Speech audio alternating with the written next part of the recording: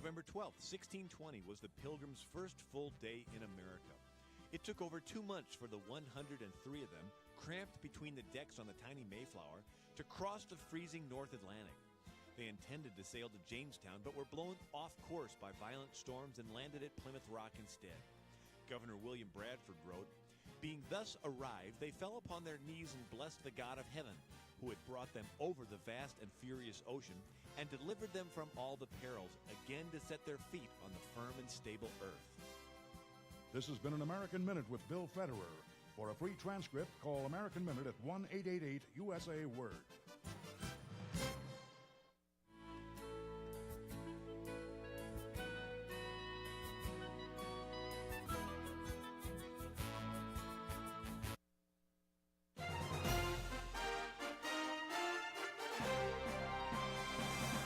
VCY America presents Crosstalk, a nationwide call-in program discussing issues that have an effect on our families, our communities, our churches, our nation, and our world. Crosstalk, an opportunity for you to voice your concerns for biblical principles. And now live by satellite and around the world on the internet at vcyamerica.org. Here is today's Crosstalk. And thank you for joining us today here on Crosstalk. Ladies and gentlemen, much of the government shutdown is due to the failures of Obamacare. Failures of Obamacare to delivering on lowering the cost of health care, and so health care costs are skyrocketing, and many politicians held out on reopening government to try and force taxpayers to pay for these extra subsidies to make the cost lower for certain individuals. I'd like to read you a portion of a column from Mark Tapscott at the Washington Stand when he says this. When Senate Minority Leader Chuck Schumer opted to force the October 1 shutdown of the federal government to protect Biden-era Affordable Care Act tax subsidies, he doubtless saw himself as saving the government health care program informally, being former President Barack Obama's name. Instead, when the longest federal shutdown in history wrought coast-to-coast commercial airline service chaos, left federal civil service unpaid for weeks, and jeopardized federal food benefits for legions of poor and lower-middle-class Americans, Schumer's decision put an unprecedented national spotlight on the reality of Obamacare's many failures. Perhaps, ladies and gentlemen, you remember hearing the promises such as, "You can keep your plan." Well, this marks millions of people lost their plan. We were told you can keep your doctor, yet over 200,000 doctors opted out of the Obamacare exchange plans. We were told your premiums will go down by $2,500, yet it's being reported premiums increased by about 60% in the first 4 years and continue to skyrocket. Other promises also made that never came to pass. Well, on Crosstalk, we often address issues not covered by the legacy media, but we do keep you informed of what so much of the media does not want you to know. Last week, Thursday of last week, Senator Ron Johnson, who's chairman of the Permanent Subcommittee on Investigations, held a hearing entitled Assessing the Damage Done by Obamacare. Did you hear about it? Well, there were 4 witnesses that testified on Obamacare's failures to lower the cost and to meet coverage goals, and we're going to be bringing you their testimony today. But first, the introductory remarks by Senator Ron Johnson. I want to welcome and thank everybody for attending today's hearing titled Assessing the Damage Done by Obamacare. I want to especially thank the witnesses for the time and effort you put into coming here. I know we've got one of the witnesses took a red eye in. We ought to run a poll on the audience, see if you can identify who that person was. I'm not going to blow it. But again, thank you so much for your time and effort. Even before Obamacare was implemented, President Obama's repeated promise that if you like your doctor and health plan, you could keep them, was labeled PolitiFact's 2013 Lie of the Year. In a recent column, the Washington Post stated, quote, "The real problem is that the Affordable Care Act was never actually affordable." Today's witnesses will provide the gory details of exactly how unaffordable and damaging the signature legislation of President Obama and the Democrat Party has been. I've asked our 3 majority witnesses to each address a specific area where the damage has occurred. Our first witness, Joel White, will describe how further expansion of the third-party payer system under Obamacare has led to greater consolidation within all sectors of the healthcare industry, dramatically reducing competition and driving up costs. Our second witness, Taryn Bragdon, will describe the damage done to Medicaid and those who Medicaid was originally designed to help. Our third witness, Brian Blaze, will detail how the insurance market for individuals was dismantled and replaced by the Rube Goldberg Obamacare marketplace exchanges that, contrary to President Obama's promise of lowering family premiums by $2,500 a year, have caused premiums and deductibles to skyrocket. The witness for the minority, Shannon Verstegen, is a fellow Wisconsinite who I have a great deal of sympathy for. She is a victim of Obamacare's skyrocketing premiums and the limitations on small employers joining association plans, thereby forcing their employees onto the unaffordable exchanges. In Wisconsin, Obamacare exchange plans have increased 3.3 times the rate of inflation since 2013, whereas employer-sponsored insurance has risen at 1.6 times the rate. As a result, Ms. Verstegen's premium is more than $5,000 higher because of Obamacare. And if you compare it against inflation rate, that's about $7,500 higher than it probably should have been had we actually controlled costs with a health care plan. Today's hearing will highlight Obamacare's failure to meet its objectives. In March 2010, CBO scored, in the March 2010 CBO score used to pass Obamacare, it projected it would reduce deficits by $143 billion over 10 years and reduce the number of uninsured by 32 million by 2019.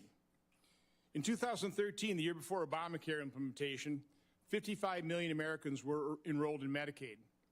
By 2019, that figure had increased by 17 million to 72 million, with Medicaid expansion accounting for 19 million of that total. That means enrollment in traditional Medicaid actually decreased by 2 million individuals over that time period. I know it's a lot of numbers. There's more to come. There were 12 million people enrolled in the individual market in 2013 and 14 million enrolled in Obamacare marketplace exchanges in 2019 for a net gain of 2 million. So you add that 2 million to the 17 million added to Medicaid, and the net reduction of uninsured due to the implementation of Obamacare was 19 million by 2019, only 59% of the 32 million originally projected by CBO. So first lesson there is kind of ignore CBO scores. They're not that accurate. Comparing 2025 to 2013, there are now 22 million more people enrolled in Medicaid and 12 million more enrolled on the individual exchanges, indicating a 34 million increase in enrollment. But wait, what is unknown, however, is how many illegal immigrants are included in the enrollment figures and how many phantom policies have been written for people who don't know they were enrolled and as a result make no claims. One estimate for 2023 puts the number of non-citizens enrolled in Medicaid alone at roughly 4.6 million. Addressing phantom policies on the exchanges, Brian Blaze will testify that in, quote, in 2025, improper enrollment in fully subsidized plans reached 6.4 million people, with associated improper federal spending exceeding $27 billion. So that's 11 million of the 34 million that should not be enrolled or maybe don't even exist. Obamacare is spread over multiple programs and agencies that have failed to adequately segregate its differentiated costs. So it's impossible to compare its actual impact on federal deficits versus CBO's March 2010 score. But I doubt many would argue that Obamacare actually reduced the deficit. We can, however, look at various spending components to get some sense of how it failed fiscally. Now, these two charts, and I'll just describe them. What we have is state-by-state comparison to 2013 premiums versus 2026. And you're seeing the percent increase. The red line shows the 39% increase in the CPI. So inflation went up 39%, but you can see on the individual exchanges, the average number of all those state increases was 169%, 4.3 times the rate of inflation. Compare that to employer-sponsored plans, which weren't affected as much by Obamacare, but there's also no reason that they should have increased at 1.9 times the rate of inflation. I mean, there's no reason for healthcare costs to be running this much higher than inflation, but again, you can see the exchanges are far worse than the inflation or the premium increases in the employer-sponsored plans. You can take those down. Federal spending on Medicaid has skyrocketed from $265 billion in fiscal year 2013 to $669 billion projected for fiscal year 2025. The cost of subsidies on the individual exchanges is projected to be $129 billion for fiscal year 2025, with the cost of the temporary pandemic-enhanced subsidies accounting for $20 billion of that total. The federal government takeover of the student loan program was supposed to help pay for Obamacare by reducing the deficit by $19 billion. Instead, there's been an additional $620 billion spent on debt cancellations and Biden administration's income-driven repayments. So instead of saving $19 billion, we spent $620 billion taking over student loans. Now, unfortunately, instead of acknowledging all the damage done by the faulty design of Obamacare and working in good faith with Republicans to repair it, Democrats simply want to spend hundreds of billions of dollars more in their attempt to continue to hide its failure. Extending the enhanced subsidies, the temporary subsidies Democrats designed to expire this year, not Republicans, Democrats set these to expire this year, would cost $350 billion over 10 years, plus an additional $60 billion in debt servicing costs. Lowering the health care costs and providing more American citizens with affordable insurance and covering individuals with pre-existing conditions are goals we all share. Unfortunately, Obamacare failed miserably at lowering costs and meeting enrollment goals. Accomplishing those goals could have been done by understanding and relying upon the benefits of consumerism and free market competition.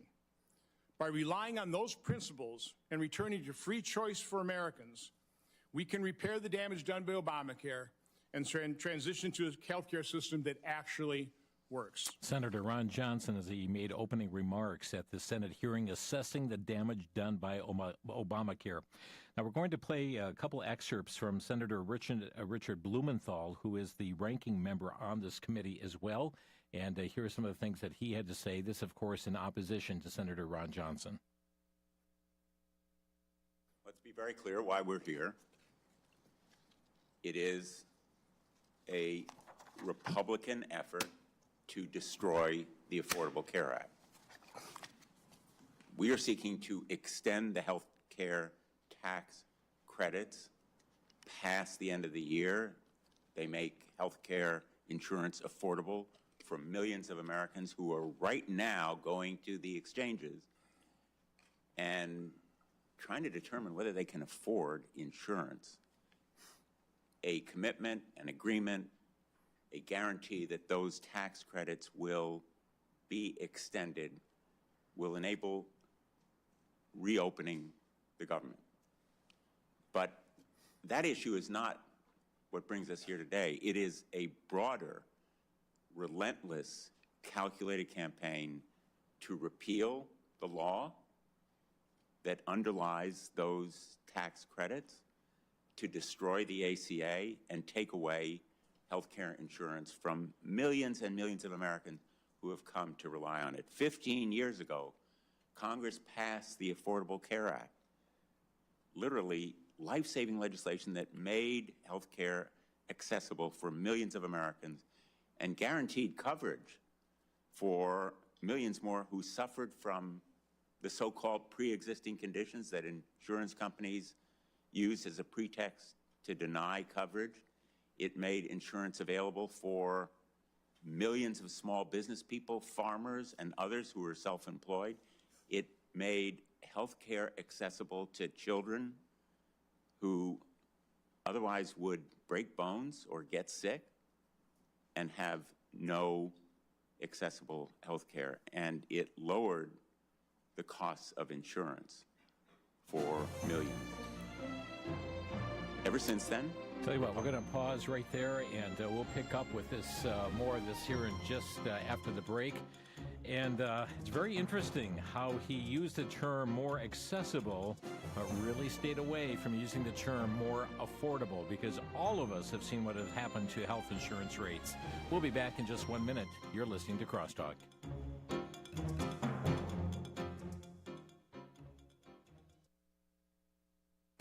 Back to Genesis with Dr. John Morris, scientist and creation seminar speaker with the Institute for Creation Research. Dr. Morris, during Creation Week, what kinds of fish were created? Chris, the Bible says God created each of the animals after their kind. It says on day 5 of Creation Week that the fish were the first truly living creature that he created. This was the first use of the term living. On day 3, he had created plants, but these are never in Scripture referred to as living in the sense that they had blood or the breath of life. Plants are biologically alive, of course, but not living in the sense of having consciousness. On day 5, however, the Bible says that the oceans were literally teeming with life. Each basic type of fish was created at that point. Since that time, a lot of varieties, say of the cod or the bass or the sharks, have arisen, but no new basic kinds. God created all things after their kind back in Genesis. For more information, visit our website at icr.org.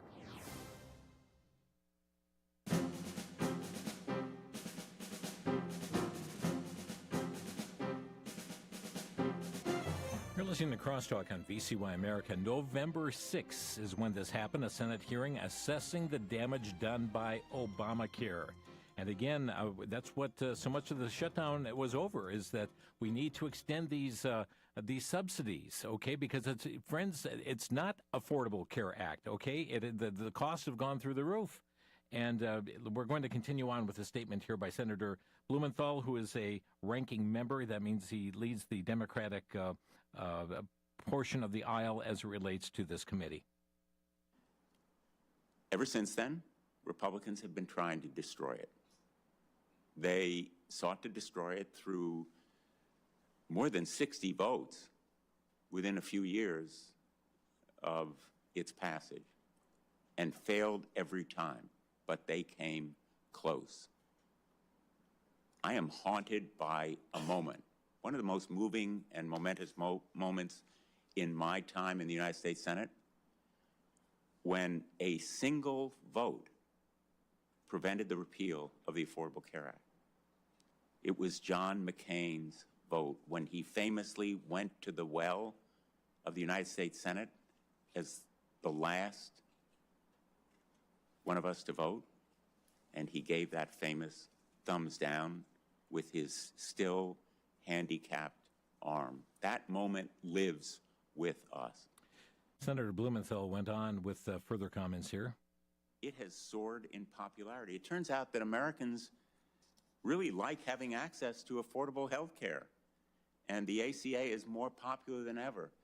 This hearing is part of an increasingly isolated and aberrant movement within the Republican Party itself to continue the effort to repeal affordable health care. Okay, he went on. A matter of fact, there were some heated words between him and Senator Ron Johnson for the amount of time and extra witness that he brought into the agreed-upon format there. Nonetheless, they brought in witnesses, and Senator Johnson will introduce the first witness here, Joel White, but has more of his background here. Let's listen in. Our first witness is Mr. Joel White. Mr. White is the president of the Council for Affordable Health Coverage. For over 2 decades, he has worked to advance numerous health care reforms and has led various issue campaigns to lower health care costs and promote health care transparency. He holds a Bachelor of Science from American University. Mr. White. Thank you, Senators, and appreciate the opportunity to testify today. As you mentioned, I'm the president of the Council for Affordable Health Coverage. It's a broad-based alliance with a singular mission, which is bringing down the cost of health care for all Americans so they have access to affordable coverage. And I'm here to say that Obamacare isn't working for working Americans. It fails the affordability test, and it needs major surgery from Congress to get back on the right path. The law was passed in 2010 with exchange plans available in 2014. As a result of the ACA, there's far less competition and choice, and that is hurting consumers. Many more are covered now, but premiums and deductibles are through the roof. Obamacare put rocket fuel on medical inflation, and we're all paying the price. Rich subsidies have encouraged small businesses to drop more robust coverage, sending about 12 million people, or about half of all exchange enrollees, into the Obamacare market.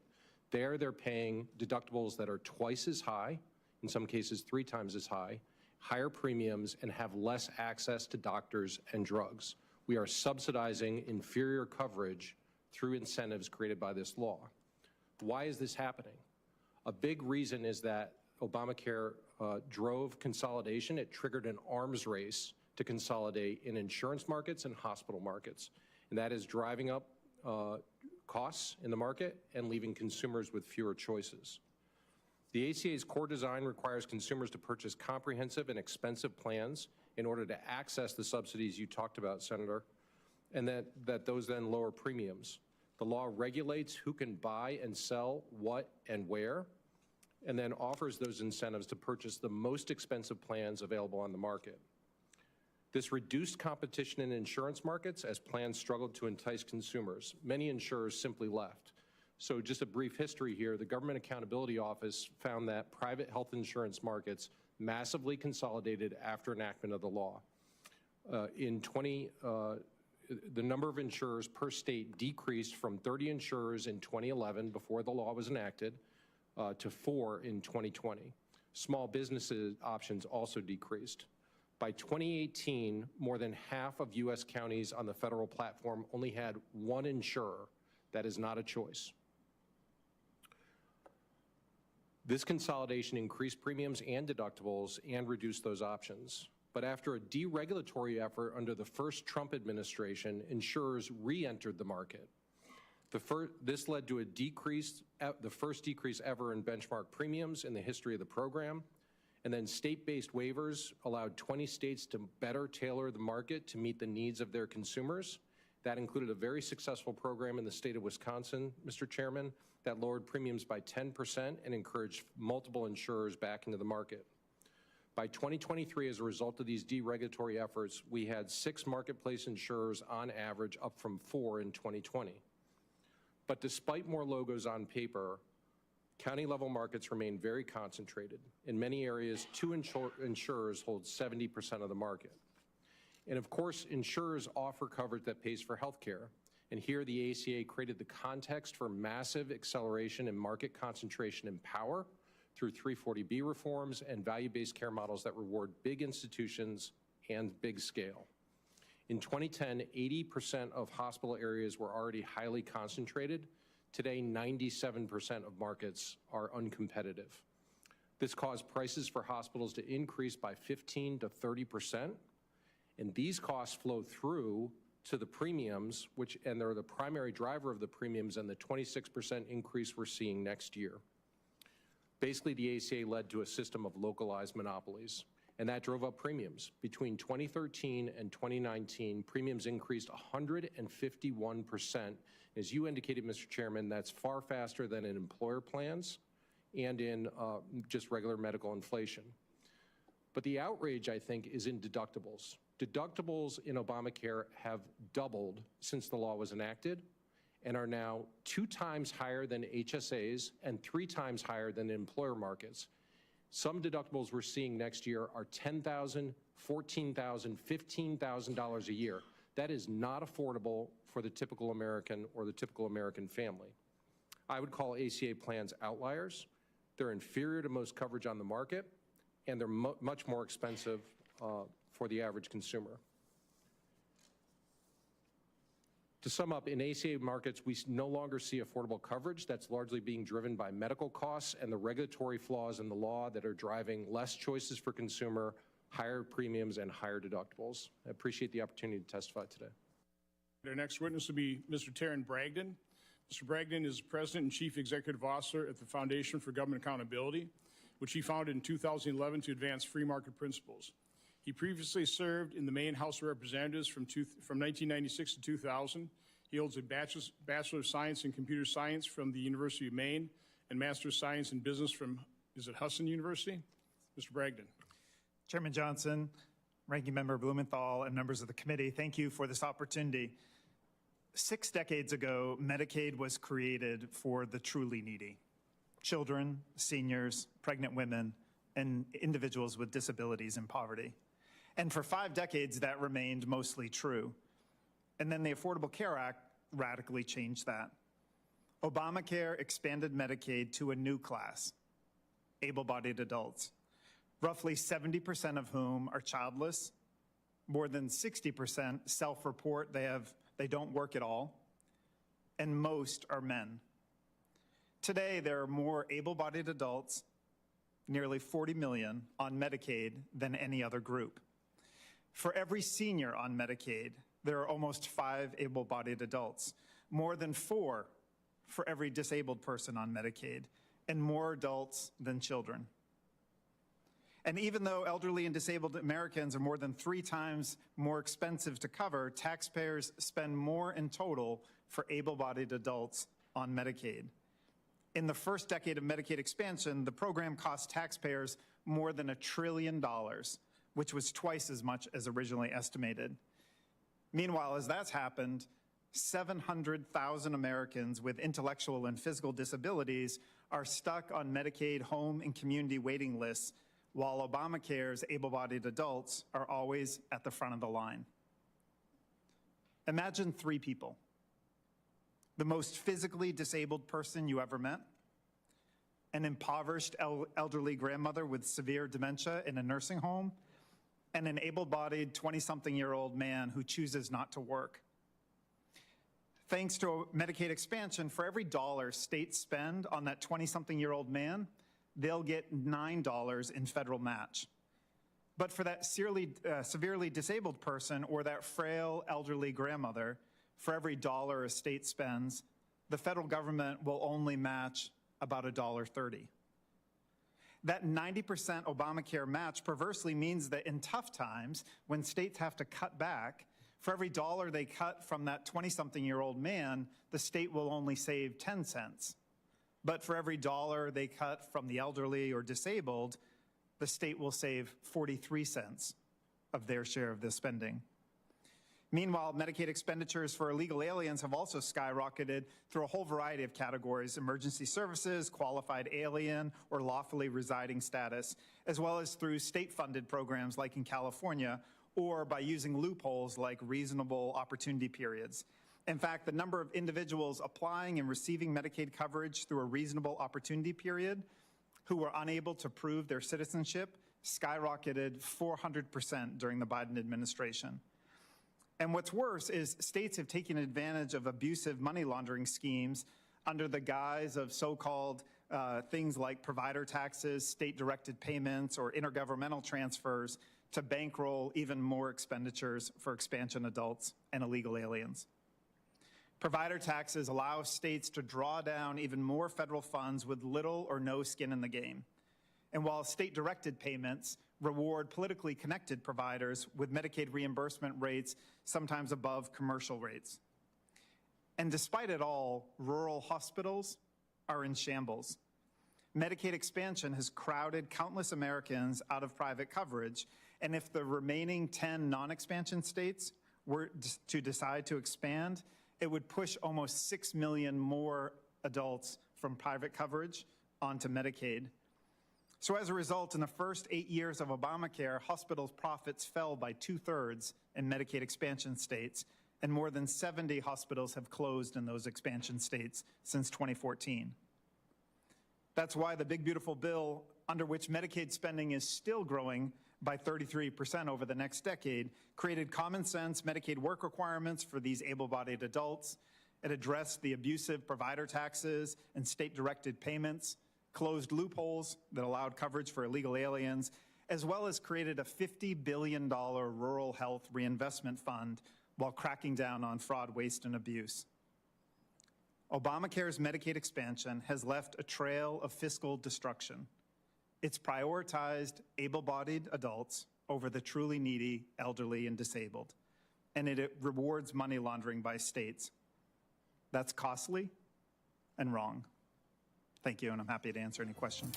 We're going to pick up with just a couple more testimonies that were given at this hearing on November the 6th, assessing the damage done by Obamacare.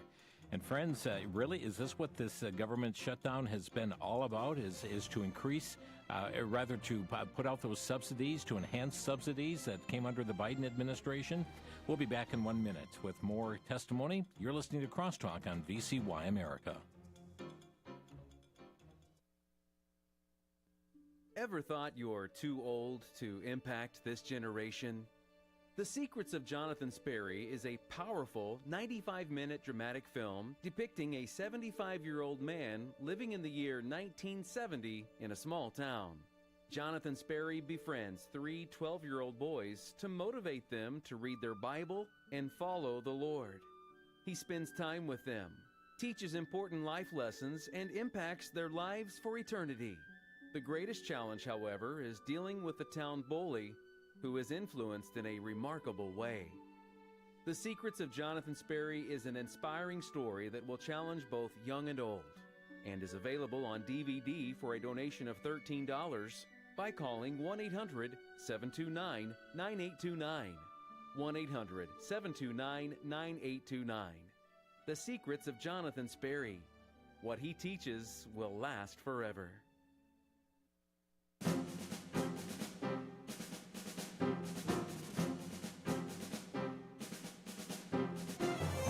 This is Crosstalk on VCY America, and bringing to you a Senate hearing that was held on November the 6th. Senator Ron Johnson put together this hearing, and it was entitled Assessing the Damage Done by Obamacare.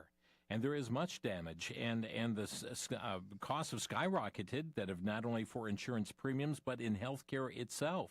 15 years ago, this was passed. Remember, Nancy Pelosi will play the clip later, Lord willing, if we need to pass it so we find out what's in it. Well, we're hearing now on the fallout of Obamacare as well, as this hearing was held. Has not had a lot of coverage in legacy media, but bringing you these testimonies here today on Crosstalk. We've got 2 more that will air this segment. We'll give you an opportunity to chime in here at the final segment as well. Here's Senator Ron Johnson. Our next witness is Dr. Brian Blaze. Dr. Blaze is the president of the Paragon Health Institute. From 2017 to 2019, he served as a special assistant to the president for economic policy at the White House's National Economic Council, where he coordinated the development and execution of numerous health policies. He received a PhD in economics from George Mason University. Mr. Blaze, Dr. Blaze. Chairman Johnson, Ranking Member Blumenthal, and members of the committee, thank you for the opportunity to testify today. Because of a lack of options, my family with 5 children has been enrolled on an ACA plan for 4 years, so I've seen firsthand the real problems with the law. All government policies create winners and losers. Unfortunately, the Affordable Care Act created far more losers than winners. The ACA promised affordable, high-quality insurance, and it failed to deliver. Millions of people lost health plans they liked. Millions of families faced massive premium and deductible increases for worse coverage that included fewer doctors and hospitals. The ACA significantly contributes to rising deficits and unsustainable debt, leaving young families, their children, and future generations with higher taxes and inflation. The law entrenched an inefficient, insurance-dominated health sector with massive subsidies flowing straight from the Treasury to health insurance companies. Here are the basic economics. The ACA's regulations increase premiums for most people to decrease them for a small number. Subsidies were then needed so people could afford coverage that the government regulations had made more expensive. The underlying regulatory and subsidy structure leads to ever-escalating premiums and prices. Higher premiums create pressure for still more subsidies. And those additional subsidies only worsen the underlying problems, fueling the very premiums and price escalation they were meant to offset. If Congress wants to make health care more affordable, it must reform the structure itself, not throw good money after bad. In 2014, when the ACA's key provisions took effect, individual market premiums rose nearly 50%. From 2014 to 2016, premiums increased nearly twice as rapidly as employer plan premiums. The ACA's subsidies are ill-designed and inflationary.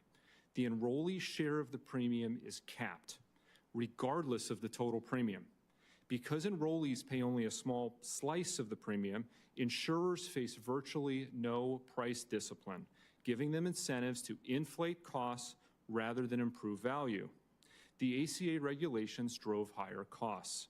For example, Under the medical loss ratio, insurers must spend a minimum share of premium revenue on medical claims.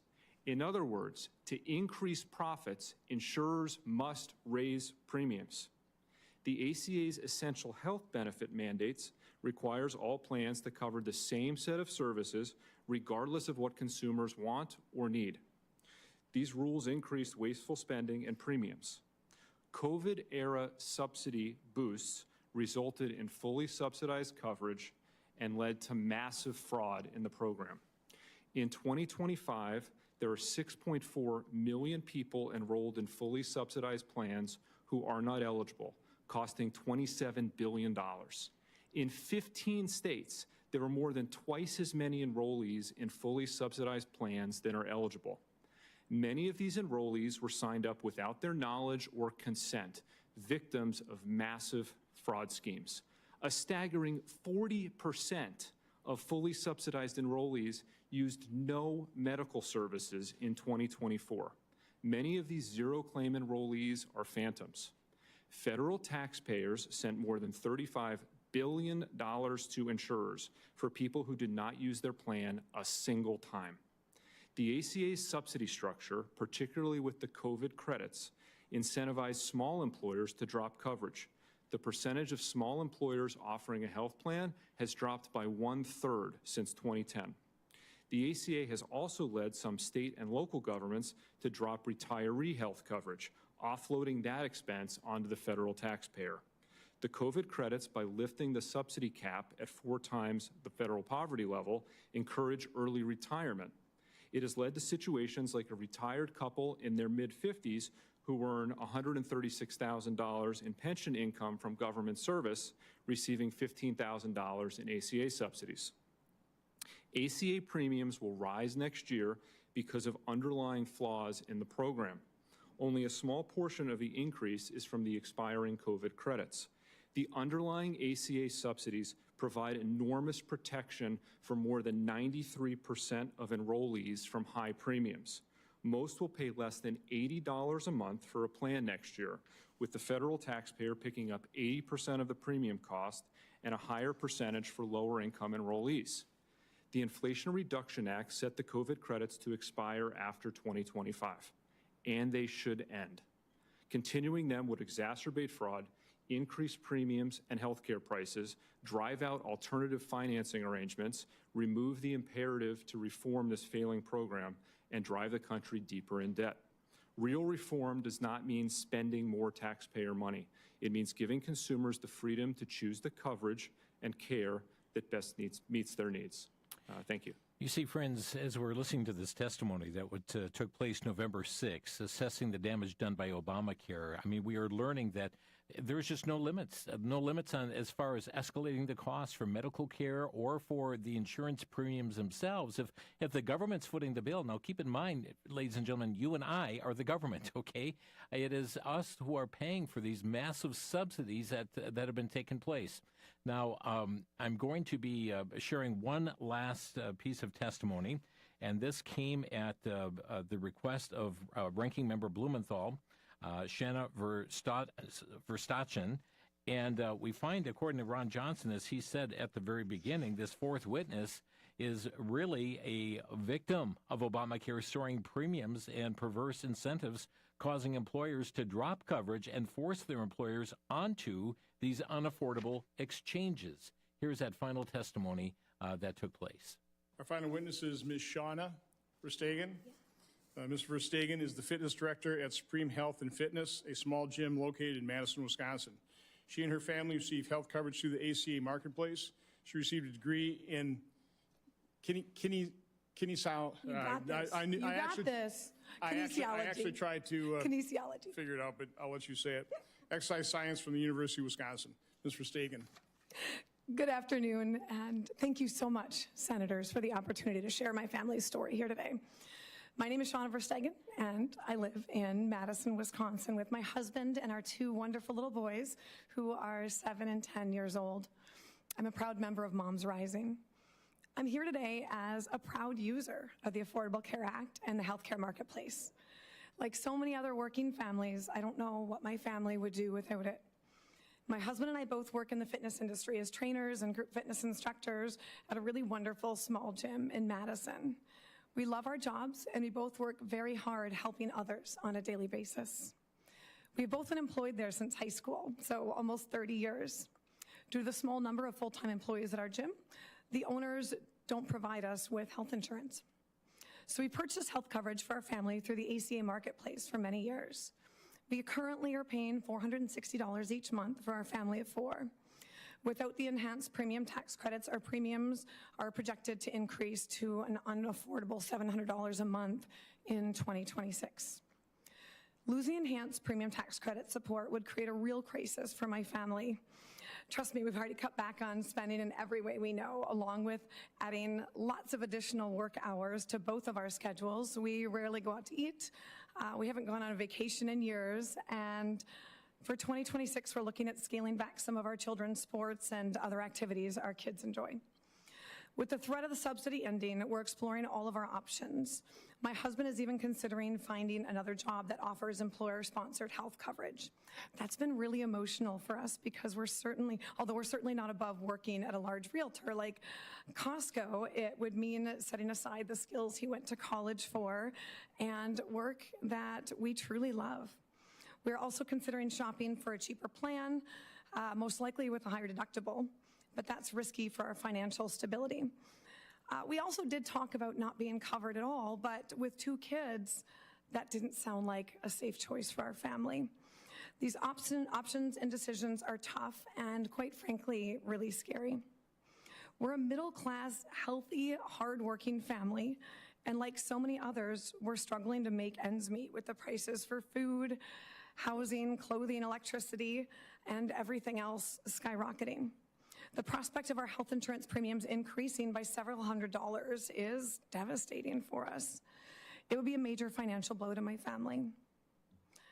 This truly doesn't feel like it's about politics or polling or winners or losers in Congress. Families like mine in every state, red states, blue states, everywhere in between, rely on the Affordable Care Act. This is about real families, real kids, and real health. Speaking of health, I grew up with a mother who had Huntington's disease, a devastating genetic neurological brain disorder. Living at risk of inheriting it myself, I spent years fearing that I would never be able to obtain health insurance. Although I ultimately tested negative for the disease, the Affordable Care Act gives me a peace of mind that I will be covered no matter what health challenge I or my family may face. Sadly, many in the Huntington's disease community who've become like family to me did not receive that same test result. At our state chapter convention last weekend in the Wisconsin Dells, there was so much to celebrate. Just over a month ago, new research identified a potential treatment, a really big moment of hope for our community. But that hope was shadowed by fear. Many families expressed deep concern that the Affordable Care Act may be overturned and they may lose the access to the essential health care that they depend on. None of these individuals did anything to deserve the genetics they were dealt, and they too deserve affordable, reliable health care, just like every one of us. The Affordable Care Act is essential for entrepreneurs and small business employees like myself to afford health care coverage. The Affordable Care Act is essential for those with pre-existing conditions like Huntington's disease to afford health care coverage. The Affordable Care Act enhanced premium tax credits are essential for millions of Americans to be able to afford health care coverage. I am here as an example of the people who you all represent. I'm a working middle-class mom speaking for 24 million other Americans who rely on the Affordable Care Act to keep their children healthy, their bills manageable, and their futures secure. I ask you sincerely and urgently to stand with us and support the families who need you now more than ever. Those are the 4 witnesses that were brought in for this committee hearing assessing the damage done by Obamacare. We're going to take a quick break. If you would like to comment on this and the broken promises of Obamacare, how this has impacted you, our phone number to Crosstalk, 800-733-9829. Have you found health care to be more affordable? Have you found your premiums going down? The promises of Obamacare, if you wanted to keep your doctor, you can keep your doctor. You can keep your plan. Plans would go down by $2,500. 800-733-9829. For the Worldview Report, I'm Brandon House. Our website's worldviewtube.com. Last week on my radio broadcast, a young man from Michigan called in. His name is Drew. And he went on to describe how he's an attorney. So he's someone who's gone to college, he's gone to law school, he's someone that knows how to collect information and data together. But he said that he stumbled on our broadcast. I think he was providentially led to our broadcast. And there he heard me lay out the clear gospel, just what's in the Bible. And he believed and was saved. Then he laid out in a lengthy email to me over the weekend all the remarkable things the Lord has done for him, his children, his wife. But he thanked us because there are so many gospels out there, so many people that are adding to the gospel, taking away from the gospel, making the gospel so confusing. I hope this encourages you to preach what Jesus preached. All who desire may come. All.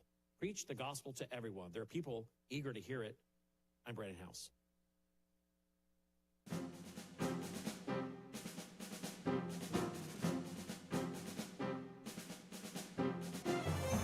You're listening to Crosstalk on VCY America, and again, we're playing the Senate hearing assessing the damage done by Obamacare. But friends, let me just take you back. One more brief clip, going back to March of 2010. This was Nancy Pelosi. You've heard about the controversies within the bill, the process about the bill, one or the other items. But I don't know if you have heard that it is a legislation for the future. Not just about health care for America, but about a healthier America, where preventive care is not something that you have to pay a deductible for or out of pocket. That prevention. It's about diet, not diabetes. It's going to be very, very exciting.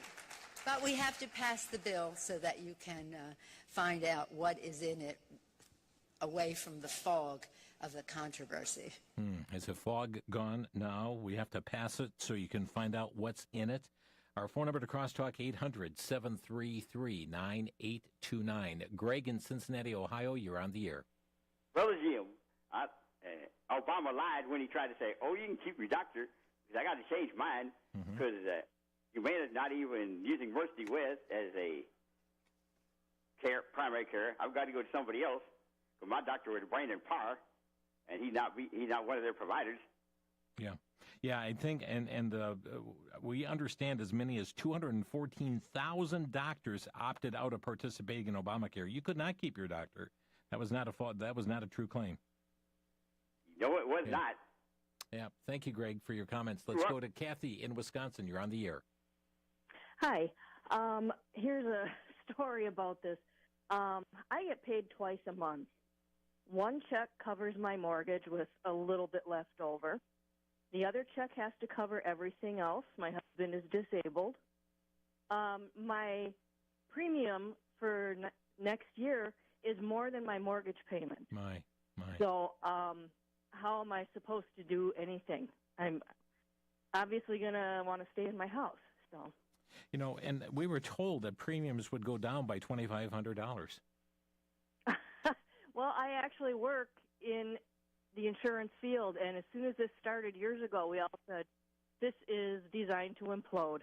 Wow. Well, it's imploding, and now we see, the leverage that they have attempted with this shutdown to keep it shut down because of the, they want to expand the subsidies that so many require. Otherwise, they're going to see their premiums go up. And I don't agree with that, even though it sounds, counterproductive for me, but we just need to get rid of this entire system and go back to the way it was. We had options for people who had major problems. We had the HRSA programs, health insurance risk sharing pools, and it was far, far cheaper than the regular Obamacare. Kathy, thanks for your call. Let's go next to Jeff in Germantown. You're on the air. Yeah, I appreciate the last clip you had where Nancy Pelosi was talking about how she didn't know what was in the bill. The fact of the matter is she didn't know what was in the bill because she didn't have anything to do with writing it. The people that wrote the bill were the Heritage Foundation, along with the insurance industry, and Newt Gingrich and the like. So I was a Republican at the time in the late 90s when the Republicans were first starting to peddle this garbage.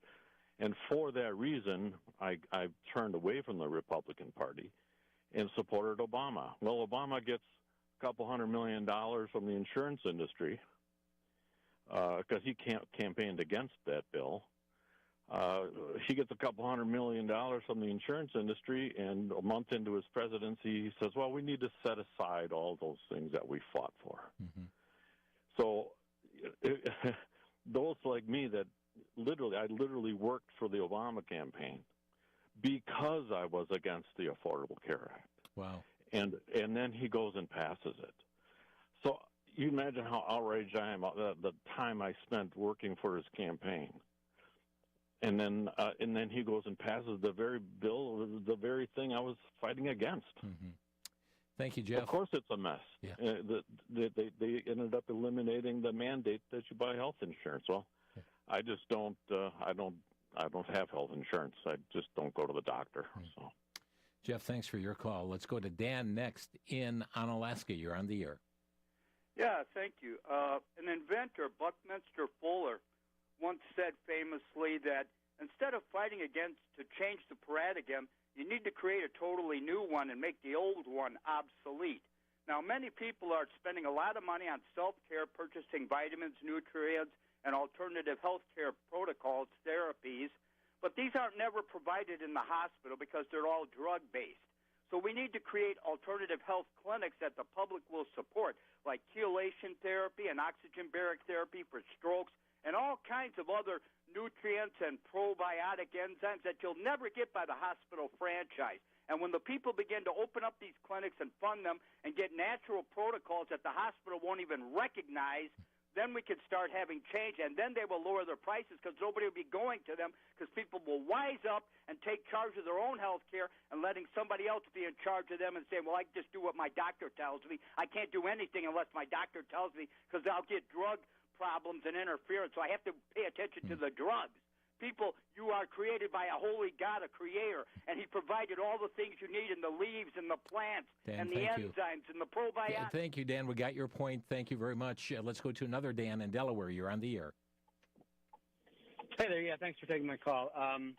So I appreciate the conversation here, and I want to say that Obamacare, I do not think is perfect. I think that the way they passed it was not exactly the right way. I think it was a step in the right direction. I think they caved to the insurance companies to a large extent.